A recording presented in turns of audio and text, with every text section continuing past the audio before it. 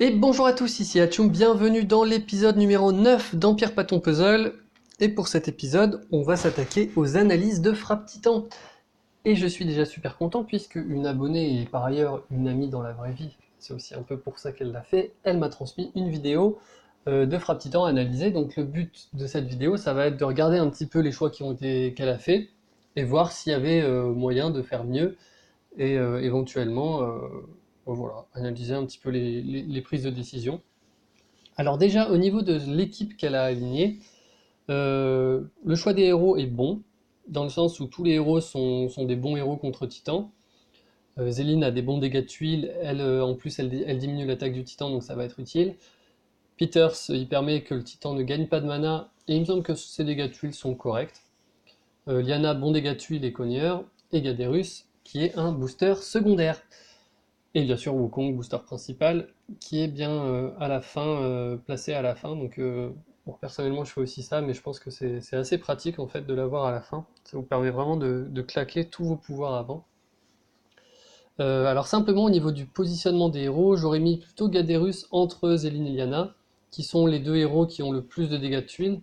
Alors je suis pas sûr à 100% parce que j'ai pas Peters, hein, mais il me semble que ce sont les deux là dans cette composition qui ont les plus de gros dégâts de tuiles, donc j'aurais mis plutôt Gaderus à la place de Peters de manière à augmenter les dégâts de Zéline et Lyanna et donc faire plus de dégâts de tuiles.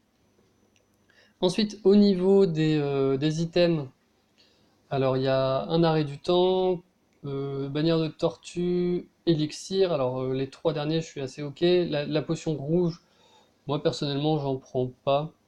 Je pense pas que ce soit un item très utile ici. Mais bon, après ça dépend, ça se trouve aussi elle est partie en mode bah, de toute façon je vais pas me servir d'item donc elle met pas les items utiles pour ne pas avoir la tentation de les utiliser dans le vide. On va voir ce qu'elle fait des potions de mana. Alors, déjà au début, on va analyser le début du puzzle. Donc là, au niveau de ce puzzle, on voit par rapport à l'emplacement du point faible il y a un mouvement qui est assez intéressant à faire, qui va permettre de former potentiellement un diamant violet. Donc là, il est quasiment garanti, le diamant, puisque seule l'apparition d'une tuile violette en fait dans la troisième colonne en partant de la droite va conduirait à l'explosion du diamant, enfin à l'explosion de la possibilité de diamant. Donc là, le move pour moi le plus intéressant à faire, ce serait de dégager la rangée de tuiles rouges au milieu, tant qu'à faire prendre la rangée violette à gauche. Oui, parce qu'on peut aussi le faire à droite, mais, euh, mais ça présente peut-être un peu moins d'intérêt. Sachant que le but aussi, c'est de dégager au maximum les tuiles qui sont pas intéressantes. Donc voilà, le fait de dégager les rouges et les violettes en même temps, ça fait 6 tuiles de craquer, donc potentiellement 6 tuiles intéressantes qui vont apparaître.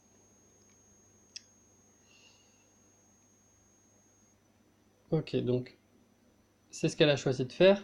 Alors simplement là, elle n'a pas du coup tapé le point faible, donc moi alors j'ai pas vu quel était le niveau du titan, je me rappelle pas.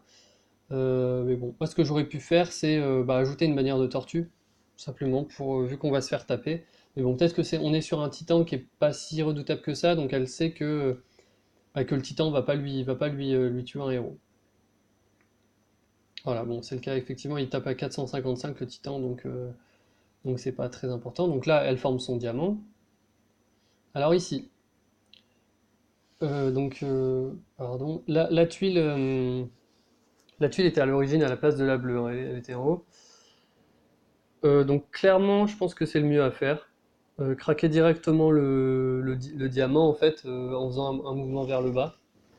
Bah, ça permet simplement de s'assurer d'avoir le point faible, hein.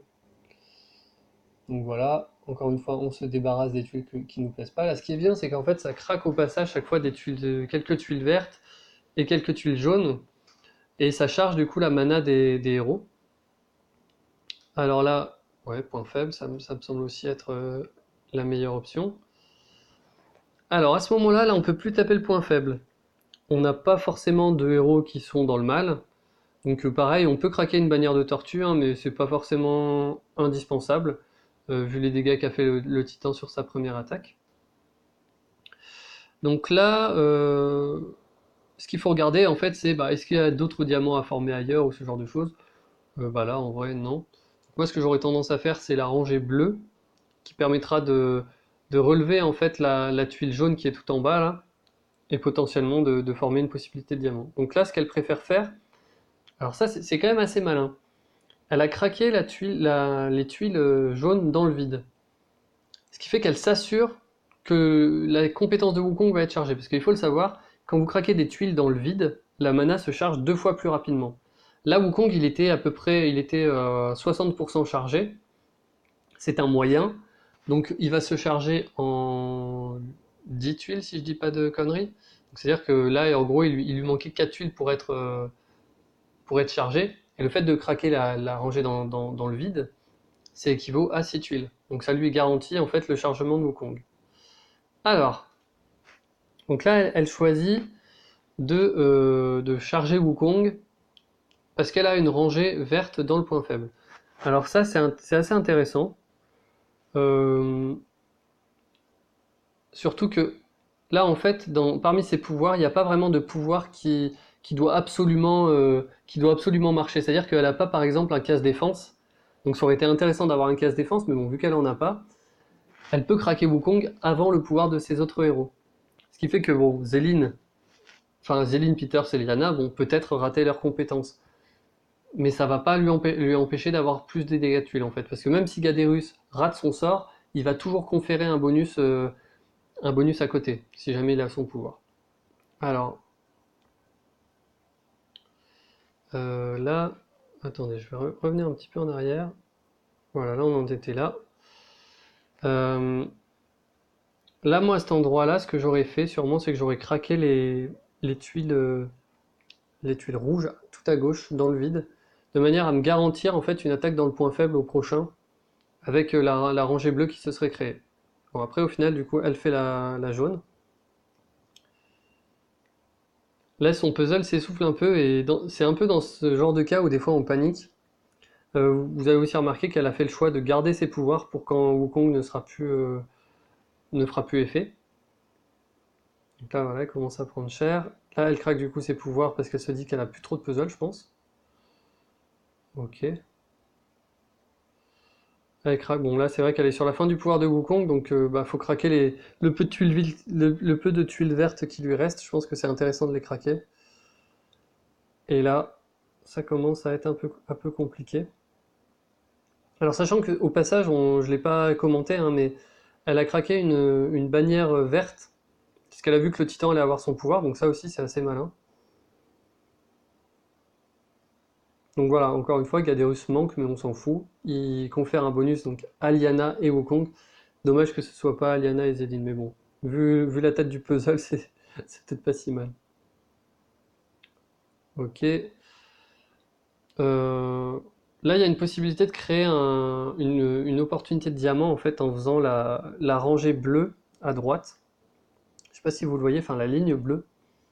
Ça fait monter une tuile violette, celle de droite, ça fait monter une tuile violette et ça fait monter, enfin en fait ça fait monter les trois tuiles violettes d'en dessous qui vont former en fait une sorte de L où il manque plus qu'une tuile violette à gauche. Donc moi j'aurais fait ça pour former un diamant violet. C'est ce qu'elle fait aussi. Donc là elle a sa possibilité de diamant. Elle remet Wukong. Là j'aurais pas forcément mis Wukong. Par contre je l'aurais mis maintenant.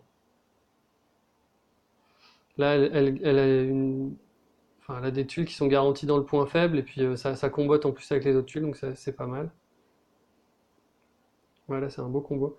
C'est pour ça hein, que c'est important de faire des diamants hors couleur. Vous voyez, parce que ça conduit des fois à des combos et les combos augmentent vos dégâts à chaque combo, hein. C'est pour ça que je vous dis, ne vous focalisez pas uniquement sur la couleur forte. Il y a aussi tout le reste du puzzle. Là, elle arrive à la fin, donc elle craque les tuiles vertes qui étaient à droite pour faire le maximum de dégâts avant la fin de la frappe. Donc c'est assez intéressant. Et bon, et voilà, donc là on aura une frappe pas dégueulasse, hein, je pense. Ouais, voilà, 27 000. On était à 27 000. Euh, voilà. Alors maintenant je vais analyser une de mes frappes.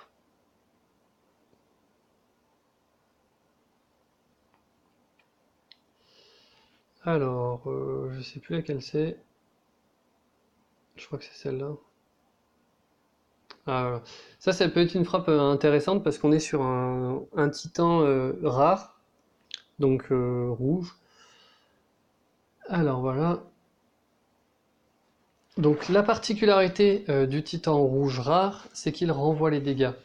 Donc attention, c'est presque indispensable de partir avec quelqu'un qui retire les effets ennemis en fait. Donc là, je vais vous montrer un petit peu comment j'ai formé ma team. Donc pour ça, c'était mon ancienne team Titan. On enlève tout le monde sauf Wukong.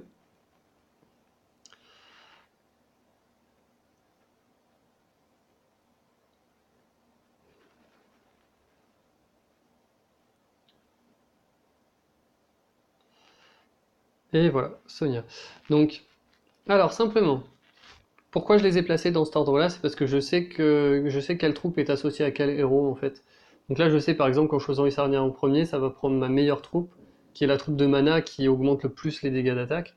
Donc que je mets à Isarnia parce que c'est celle qui a les plus hauts dégâts de tuiles. Donc, comme je vous dis, moi, ce que j'aime faire, c'est placer mes pouvoirs de gauche à droite.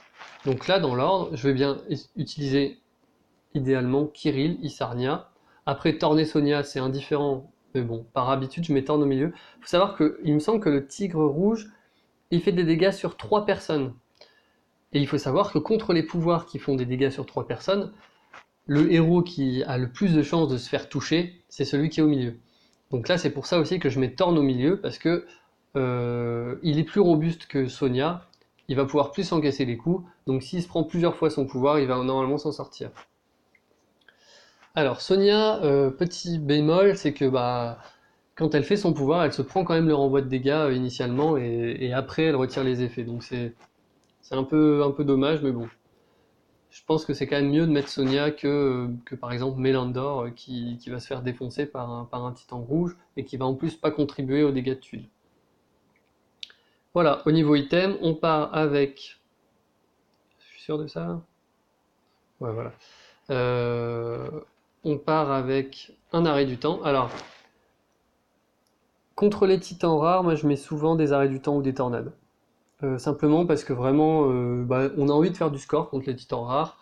Déjà parce que enfin mieux on est classé, plus on a de chances théoriquement d'avoir des choses. Bon, même si ça n'a pas vraiment été, enfin dans beaucoup d'alliances, ça se vérifie pas forcément, hein. C'est souvent enfin ceux qui sont en A n'ont pas forcément un meilleur butin que ceux qui sont en C par exemple. Donc voilà. Donc là, le but, ça va être de faire Kirili, Sarnia, Torn, Sonia, Wukong en termes d'ordre de spell. Arrêt du temps va me permettre de temporiser les attaques du titan, et puis ben, on va voir pour le reste. Là, les élixirs étaient de trop, hein. J'aurais dû changer les élixirs par quelque chose d'autre. Par exemple, des bannières. Alors, début de puzzle. Donc là, clairement, on commence avec un puzzle sacrément compliqué. Donc là, on va voir ce que je fais. Arrêt du temps directement. Donc là, bon, j'ai quand même vérifié que je le faisais bien, parce que ce que j'allais dire, c'est que là, c'est intéressant de faire un arrêt du temps directement, hein, parce que j'ai rien dans le point faible, j'ai pas encore des tuiles fortes, donc là, il faut que je trouve un moyen de faire apparaître des tuiles fortes sur mon tableau. Donc l'arrêt du temps me permet de temporiser. Là, on essaie de rapprocher les tuiles. Là, j'ai toujours pas craqué mes tuiles bleues, hein. Donc là, une fois qu'on arrive ici, il y a plusieurs approches. Soit on se dit, bah allez, je charge tous mes pouvoirs. Bon, le problème, c'est que là, je suis avec des petites potions de mana, je suis pas sûr de pouvoir le faire. Donc, ou alors, au moins, je charge Isarnia et Wukong, et je balance 4 tuiles dans le point faible, et ça peut faire déjà des gros dégâts. Donc, je sais plus si je fais ça, mais en tout cas, ça peut être une possibilité. Ou alors, simplement de craquer, bah du coup, je pense en fait que là, la meilleure solution, ce serait de pas faire ça, et de craquer la rangée de tuiles rouges pour qu'il y ait 3 tuiles qui se retrouvent dans le point faible en bleu pour commencer à charger la mana. Voilà, c'est finalement ce que j'ai fait. En fait, j'ai pas revu ma frappe avant de faire la vidéo, hein, c'est pour ça que je suis un peu dans le doute. Euh, Ensuite, bah là, on a une rangée de verre dans le point faible. Voilà, ça fait un combo. Là, on commence à charger la mana. Bah là, on reste dans le point faible, hein. En plus, ça charge Wukong. Joli combo. Bah, dommage que Wukong n'était pas enclenché, parce que là, ce combo aurait fait vraiment beaucoup de dégâts. Alors, changement du point faible.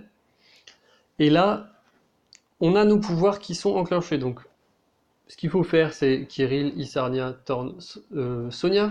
Normalement, je l'utilise. Enfin, j'espère que je l'utilise pas. Parce qu'il faudrait vraiment pas l'utiliser à ce moment-là. Pour la garder au cas où le titan fasse son pouvoir.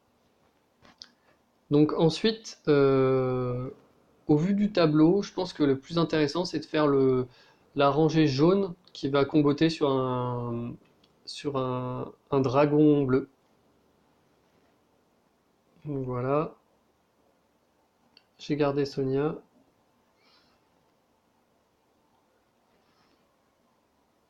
Ok, ça a failli l'assommer. J'ai failli avoir pas mal de chance là. Ça a failli l'assommer. Euh, alors bon là voilà, là je commence à avoir pris cher. Là, le problème, c'est que Sonia, elle est sous le pouvoir de Wukong, ça veut dire qu'elle a une chance sur deux de rater son pouvoir. Donc si elle le rate, ben, soit je recharge sa barre de mana et je réessaie à nouveau, bah, soit ma frappe titan va s'arrêter bientôt parce que mes héros vont pas vont se faire tuer. Donc là, clairement, ça peut être une petite erreur stratégique. J'aurais dû peut-être attendre un tour de plus, quitte à faire une rangée pas très intéressante en fait dans le coup d'avant, pour garder en fait tous mes pouvoirs une fois que après que le titan est tapé, comme ça m'aurait permis que le pouvoir de Sonia soit garanti. Donc dans mon erreur, ça s'est quand même bien fini, mais voilà. Ça c'est le genre de choses qu'on voit justement quand on regarde nos frappes, on se dit là, si là j'ai eu de la chance, mais j'aurais pu très bien ne pas avoir de chance. Donc là on continue le point faible, on a pas mal de bleus. Là, je sais plus où on en est par rapport au pouvoir de Wukong. Mais ouais, je pense, ouais, je vais craquer la. En fait, j'ai envie de me garder les tuiles qui sont à droite, là, les tuiles bleues, j'ai envie de les garder pour un deuxième combo. Après, ça aurait pu être aussi viable de les craquer à ce moment-là, hein, histoire de s'assurer les dégâts. Surtout que là, mes héros commencent à mourir. Donc là, je refais Wukong parce que je sais qu'il va sûrement bientôt mourir, hein. Là, le titan, il déconne zéro et je sais qu'il peut mourir en un coup. Donc c'est pour ça que là, je craque absolument tous les pouvoirs. C'est ça qui est un peu délicat avec les titans de plus haut niveau, c'est que, enfin, par exemple, là, Titan 11 étoiles rare, c'est que bah, il fait tellement mal qu'à un moment il faut aller au plus court. Voilà, bon, on craque une petite rangée de tuiles et on arrive à 41 000 de dégâts. Donc ils sont pas négligeables, surtout considérant que c'est un rare. Donc voilà, donc c'était deux petites analyses de frappe titan. J'espère que ça vous a plu. Si vous avez vu par exemple dans ces frappes titans ben, des choses que vous aurez pensé peut-être faire mieux. Là par exemple, dans la dernière frappe, j'ai pas du tout utilisé mes bannières de tortue. Quelque part, je les ai pas utilisées parce que je me suis dit que vu les dégâts qu'ils faisaient, même avec bannière de tortue, ça serait peut-être pas suffisant. Par contre, si j'avais remplacé les haches par enfin mes élixirs par des haches, pardon, j'aurais pu vraiment peut-être sur la fin faire plus de dégâts en temporisant l'attaque du titan, en lui réduisant son attaque et en augmentant ma défense. Après, bon, Kirill, normalement, m'a augmenté ma défense et c'est pas cumulable. Donc, bref, voilà, c'est le genre de petite piste où des fois, ben, de toute façon, dans le feu de l'action, on fait plein de choses plus rapidement qu'après coup, on y a réfléchi. Mais bon, j'espère en tout cas que cette vidéo vous aura convaincu que ça peut être utile de regarder ces frappes, bah, simplement pour se guider les prochaines fois, et vraiment, prenez votre temps en frappe. Vaut mieux au début prendre son temps et après gagner en rapidité plutôt que d'aller directement à la rapidité et puis finalement ne jamais vraiment réfléchir à ce qu'on fait, quoi. Voilà, des bisous à tous et puis bah, laissez-moi des petits commentaires. Allez, ciao!